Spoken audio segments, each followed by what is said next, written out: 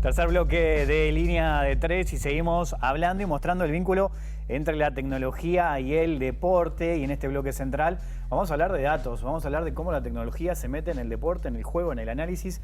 Y hay distintos rubros para analizar y ya nos acompaña Krikor Atarian, que es fundador de AZ Sporttech, que viene ya trabajando con esto desde hace mucho tiempo. Y cuando digo mucho tiempo, 15 años. Y Krikor está vinculado también a la selección, mucho tiempo vinculado al maestro Tavares y al trabajo que hizo esa generación dorada que encontró y consiguió un montón de títulos. Y van a ver también lo importante que fue y que es la tecnología. Krikor, es un gusto tenerte por acá. ¿Cómo andás? Bueno, mucho gusto. Buenas noches para todos. Gracias por la invitación. Muy bien, por suerte acá para compartir un poco de mi experiencia, por lo menos. Bueno, experiencia que es mucha y es muy interesante. Yo decía recién 15 años más o menos que empezaste con esto. 2007, por ahí. Ahí está. Ahora vamos a ver qué pasa hoy con la tecnología, porque hoy todos los equipos, o la mayoría de los equipos profesionales del Uruguay, cuentan con analistas de datos.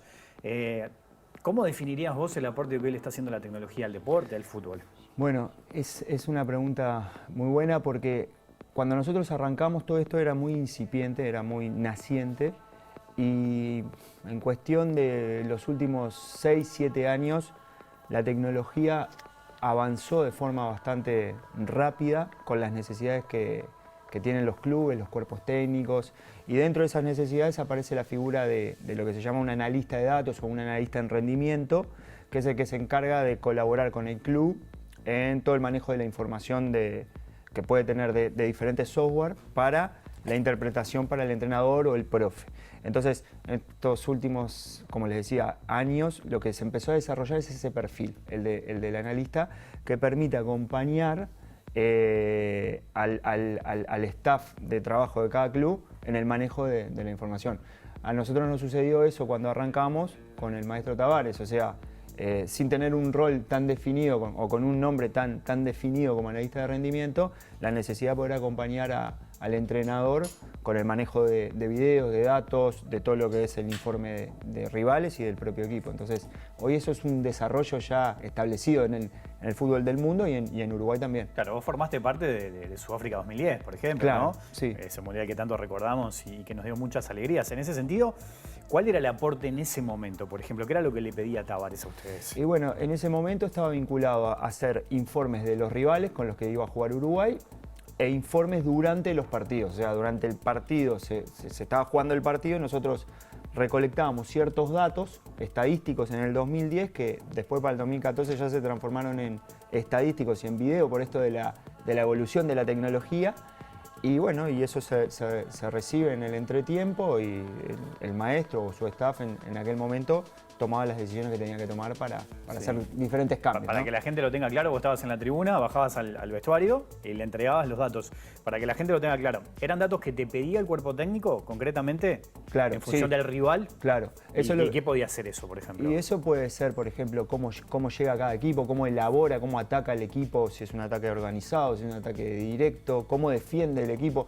Cuestiones técnicas y tácticas del juego, de análisis del juego, que sirven para tomar ciertas decisiones. Las pelotas quietas, ¿no? Los balones parados, los corners, cómo son las marcas, o los tiros libres lo mismo. Entonces, ahí hay cierta información que ven los entrenadores para, bueno, corregir o sacar alguna ventaja. ¿Y de los jugadores puntualmente, de los jugadores de selección, qué solicitaban? Y los jugadores, eso también fue algo que se fue construyendo.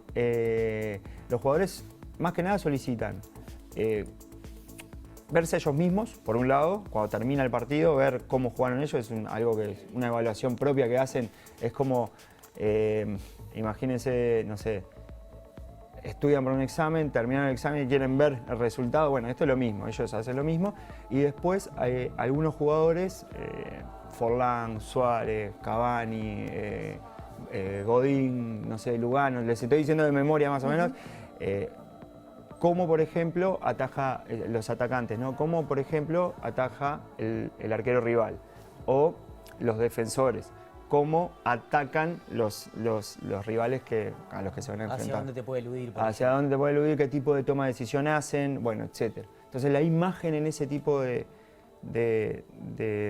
información es importante porque a ellos les permite visualizar y están muy acostumbrados a hacerlo todos los fines de semana, entonces es muy fácil de leer para ellos. ¿Y qué tanto ha evolucionado el uso de la herramienta y de la tecnología en el deporte? Y en ese sentido la tecnología evolucionó exponencialmente. O sea, hay un montón de proveedores tecnológicos que dan información, que dan posibilidades para poder desarrollar informes. Al día de hoy tenemos empresas que se dedican a hacer filmaciones automáticas. O sea, uno pone una cámara en un estadio o la pone en un centro de entrenamiento y automáticamente esa cámara registra el entrenamiento o el partido y a su vez recolecta datos. Y todo eso se hace sin una persona que esté filmando. Entonces, ese es uno de los puntos que hoy en día, por ejemplo, está transitando el deporte y la tecnología, la interpretación o automatización de la información. Vos sabés que nosotros tenemos acá en el programa la columna de Diego Martínez, que es psicólogo deportivo. Y él nos contaba también, cuando se introdujo esta figura del psicólogo deportivo, que pasaba que algunos técnicos como que lo miraban de reojo, ¿viste? Decían, un psicólogo en un plantel, ¿para qué si estoy yo? Con la tecnología ha pasado igual, o sea, les pasó cuando arrancaron de cada día técnico, decían, no me vengas con datos y yo total trabajo en la cancha y sé lo que pasa en un partido. ¿Costó como ganarse un poco ese terreno o no? El fútbol es un deporte de costumbres, a veces le cuesta un poquito más incorporar nuevas innovaciones en comparación a otros deportes, como puede ser el fútbol americano o la NBA, que usan tecnología desde hace muchísimos años. Pero llegan, las cosas llegan. A nosotros particularmente lo que nos pasó, nosotros siempre nos centramos en que nuestros productos estén armados para nuestro tipo de cliente, en este caso un entrenador, por ejemplo. Entonces, lo que ve esa persona está muy familiarizado con lo que quieren tener. Entonces la tecnología sí al principio quizás era una brecha porque cuando arrancamos nosotros no todo el mundo tenía un smartphone porque no existían, no todo el mundo tenía un laptop, la conexión a internet no es la misma que la que es hoy en día. Entonces, eso cuando arrancamos hubo ahí una cuestión, pero rápidamente se fue solucionando porque uno va dando cierto producto con ciertas características que resuelve problemas. Esa es como la clave, ¿no? Encontrar la resolución de problemas con quien estés trabajando. Hablamos ahora de datos, pero ¿cuáles son las principales tecnologías? Porque la hay hasta en la indumentaria. ¿Cuáles son las principales tecnologías que se están usando en el mundo aplicado al deporte? Aplicado al deporte, bueno, el análisis de rendimiento, performance, lo que les decía recién de cámaras que graban automáticamente, después la interpretación de esos datos. En la parte física, el uso de GPS, que seguramente hayan visto a futbolistas u otros deportistas con una malla puesta que tiene un dispositivo atrás. Eso es un aparatito que es un GPS que además tiene otras tecnologías metidas adentro, además del GPS, que permiten medir velocidad en la cual un deportista acelera, velocidad en la que desacelera. Por ejemplo, si estamos viendo rugby y un rugbyista va, no sé, a 15 kilómetros por hora corriendo y de repente choca contra otro rugbyista, esa desaceleración se marca y es un dato, por ejemplo, que se usa en la parte física, pero también en la prevención de lesiones, para la parte médica, porque uno puede estudiar después de determinado momento que si vos tenés tantos impactos, bueno, podés prevenir que esa persona tenga una posible lesión. Entonces, el GPS se usa mucho en la parte física y también como respaldo de la parte médica. Y después les diría que prácticamente todas las áreas interdisciplinarias que trabajan en un equipo profesional, algo de tecnología usan. Ni que hablar la parte médica, que quizás son los que más usen dispositivos y aparatos para la recuperación del deportista. Y después tenés el psicólogo, los nutricionistas sin duda, los asistentes sociales, la parte educativa, todos a algún punto con la tecnología están vinculados. ¿Y situaciones extrañas has vivido? ¿Te han pedido datos o herramientas o alguna tecnología para algo que te haya llamado la atención? No, que me haya llamado tanta la atención no, pero varias veces he hablado con los utileros, los equipiers de los equipos con los que trabajamos y muchas veces me preguntan por algún tipo de sistema que pueda como marcar. Ellos trabajan con muchos bultos, muchos bolsos, porque llevan un montón de ropa para arriba y para abajo que están en bolsos, no sé, 100 bolsos supónganse, de qué forma los pueden etiquetar para poder marcarlos rápidamente como si fuera el súper, o sea, el depósito de un súper. todo el estoqueo, porque es impresionante la cantidad de ropa que llevan. Entonces, bueno, ahí algunas recomendaciones hay que existen, ¿no? Existen. Ahora, Cricor, uno puede pensar que la tecnología y el uso de la tecnología puede llegar a emparejar un poco el rendimiento, el nivel de los equipos, ¿no? ¿Pensás que eso existe, que pasa? Sí, o sea, lo que está pasando hoy es que por suerte a nivel profesional sobre todo, casi todos los equipos pueden tener la posibilidad de incluir tecnología. Quizás algunas un poco más caras y algunas con más características y otras más accesibles con menos características. Pero lo que termina pasando en la tecnología es que una vez que se convierte en un commodity, ¿sí? Se empieza como a democratizar y todos tienen acceso a la información. Entonces cuando hay ligas en el mundo que vos trabajás y termina el partido y todos acceden a la misma información, todos los equipos al mismo tiempo, a los mismos datos físicos y técnicos y tácticos.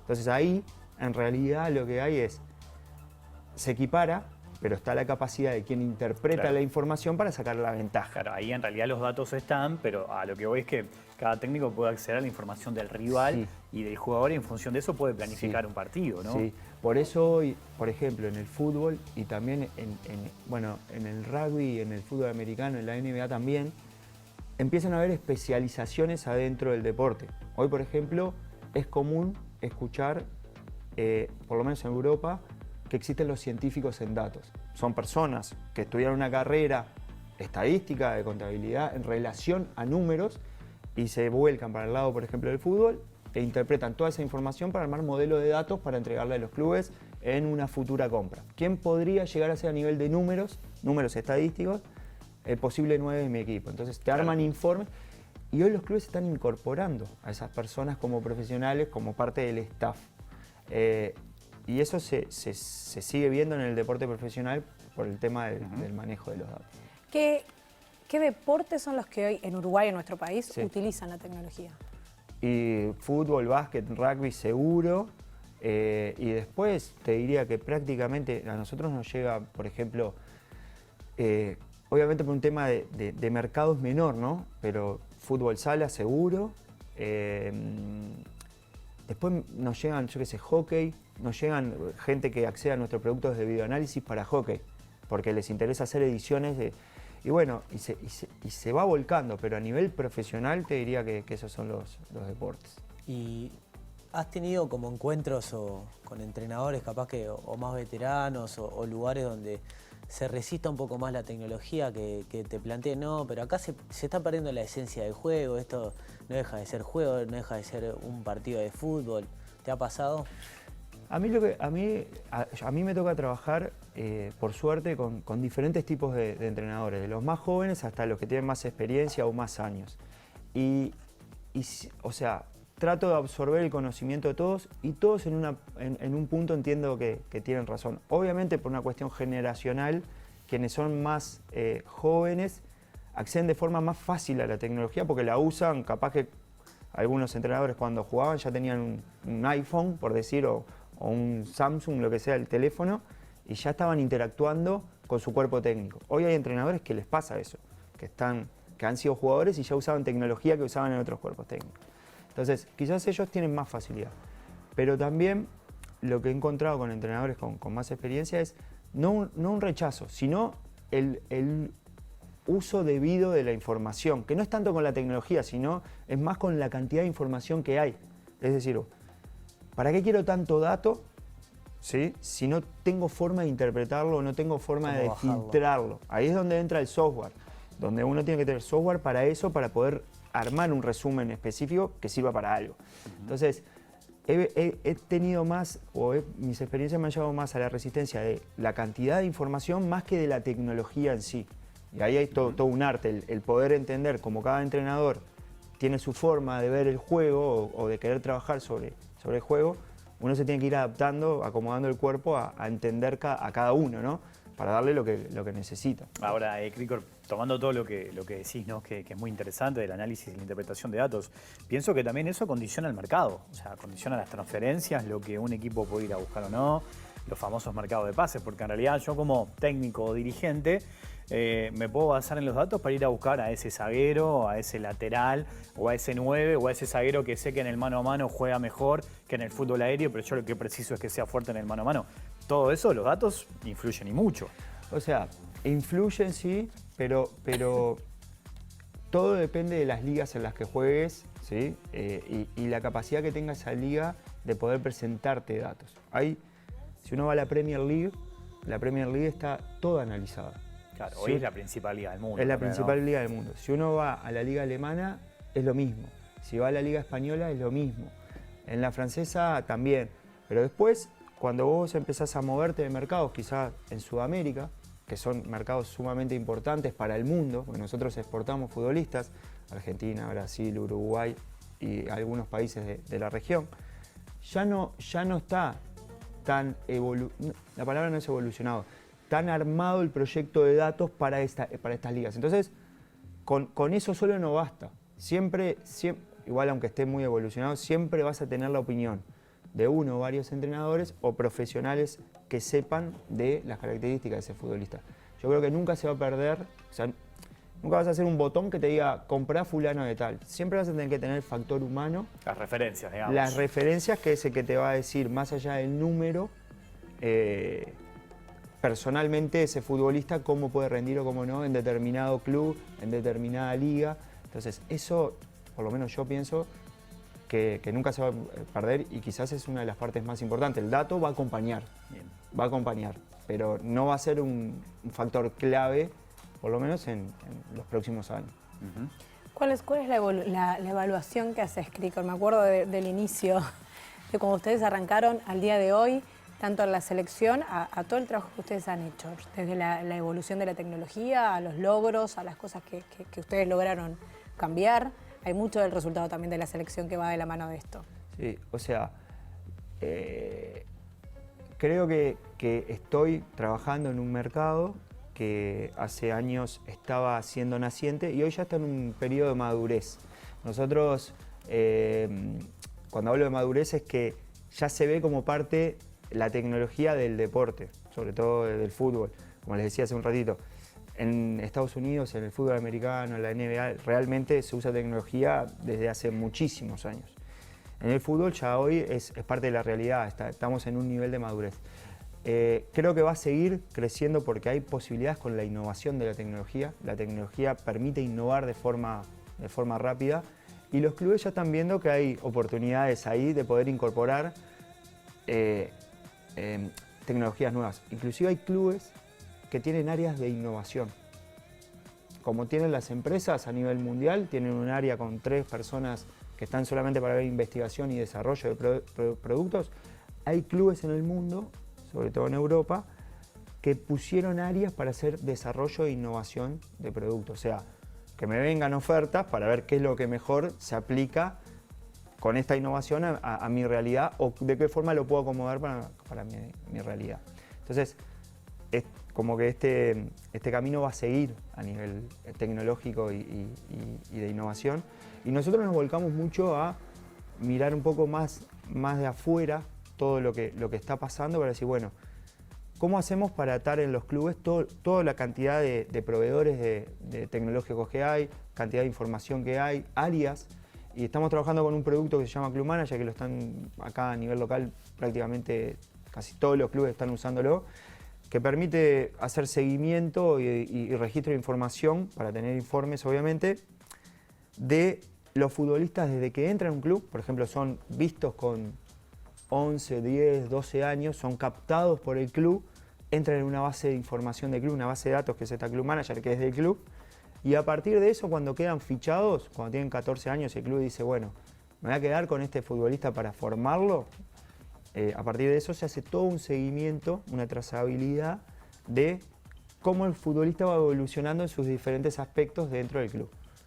Área técnico, táctica, física, nutricional, médica, administrativa, educativa, de asistencia social o de trabajo social, y alguna más que se me va. Lo que pasa es que lo vamos incorporando a medida que los clubes, nosotros ese proyecto lo vamos desarrollando a medida para los clubes, porque cada institución tiene tiene su realidad y sus necesidades. Pero me imagino que es un insumo también para la selección, porque es una forma de que las selecciones juveniles empiecen Ahí a está. captar jugadores más a las diferentes divisiones juveniles, tener toda la información allí. Sí, o sea, hoy en día estamos llevando ese proyecto con la gerencia deportiva de la selección, que está interesada en poder armar toda la estructura con base de datos, o sea, con registros de información.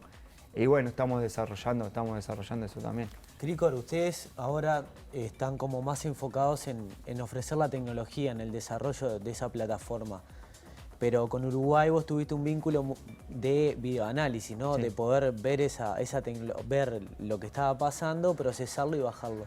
¿Alguna vez te pasó que bajaste en el entretiempo con un informe, se lo diste al maestro o al staff, subiste en el segundo tiempo, viste que lo que hiciste cambió el resultado, gané el partido, ¿te pasó? O sea, esa es muy para mí, muy personal. Sí, porque, obviamente. no, en realidad uno, cuando presenta información ahí, en realidad vos das la información, ¿no? Por ejemplo, en mi caso, podía charlar con el asistente del maestro, con Rebollo, con Mario, pero difícilmente diga, no, hay que hacer esto y esto, porque cada uno, yo llegaba hasta un límite, que era el que entendía que debía de llegar, bueno, pero sí he visto que se han tomado decisiones en base a la información. Después, bueno, los resultados son parte del juego. Una parte del cuarto puesto de Sudáfrica es tuyo. O sea, la del penal de Asamoah Gyan, no sé si te la imaginabas esa, porque no erraba nunca. No erraba nunca. Los datos ahí no sé qué decían, pero no erraba nunca Asamoah Gyan. Se hizo desde hace mucho tiempo informe de los pateadores. Eso es algo muy común hoy en día. Sí, claro. Todo el mundo lo hace, pero en ese momento, yo me acuerdo en el 2011, Muslera, cuando 2011 Uruguay, campeón de la Copa América, le ganó a Argentina por penales. Era por penales, claro. Era por penales y Muslera dijo, nosotros habíamos dado la información de los pateadores de penales y se veía que Tevez, que en ese momento estaba jugando en el fútbol inglés, creo. Estaban en Aston Villa, creo, me parece. Sí, creo que estaba en el fútbol inglés. En penales, bajo presión, pateaba con una característica. Y en penales, donde estaba tranquilo, pateaba de otra forma. Y bueno, se la jugó bajo presión y le salió. Es interesante eso, Sí. porque en el análisis de datos es una cosa es patear un penal en un partido común y corriente y otra una cuarto de final de Copa América, ¿no? Eso lo hablas con cualquier futbolista profesional y te dice, sí, en el entrenamiento Y de hecho, haciendo memoria, te ves, patea fuerte, lo quiere asegurar. a reventar, Y tal cual. Era el divina al palo y se la saca. Tal cual, O sea, tal cual. en otras condiciones capaz que la tocaba contra un palo y era... Sí. Hasta con Muslera en la criolla se decía, bueno, de tantos ataja. Había también toda una estadística con la situación de cuánto atajaba Muslera y no atajaba Muslera. Sí. Y en ese sentido también lo de Asamoah Gyan pega en el palo, pero Sí. la tira a colocar porque le pega muy bien a la pelota. Bueno, Sí, se dio. los penales, aparte, los penales son un mundo en el fútbol, ¿no? Es Sí. impredecible. O sea, la información Claro. te va a ayudar, pero no te va a determinar nada. Yo muchas veces hablaba con Muslera y él siempre me decía, hay una cuestión a la toma de decisión del penal que es muy de él. Claro, es el muy golero. del sentimiento. Y bueno, y así cuando hablas con los arqueros, Sí. con los goleros, es así. Ujú. Ya. Es muy particular. Es muy particular, es muy personal. Ya en el cierre, Cricor, mucho se habla, hay muchas frases hechas sobre el fútbol uruguayo. En realidad hay datos también de que hablan de que los partidos acá son muy cortados, que se juega poco, que de los 90 minutos hay un porcentaje muy alto que no se juega. Hoy, ¿cómo estamos en ese sentido? ¿Seguimos igual o Sí, no? más o menos igual. O sea, nos cuesta un poco el ritmo de juego. Cuando se corta el partido, se corta varios. O sea, cuando uno saca el tiempo real jugado, muchas veces se queda Poquito. con poca cosa en tiempo efectivo de juego. Pero bueno, es parte de las características de nuestro juego. Siempre tenés que ver contra qué te querés comparar y si es comparable o no. Uno, no sé,